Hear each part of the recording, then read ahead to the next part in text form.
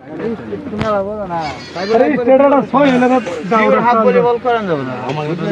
ব্যাটে যেতে লেগ যে ছয় না মারে ওরকম বল করো অফ দে রাস্তা সব খেলা আজকে বলার করে কি আর টার্গেট আমার লেগ সাইডে ছয় খাও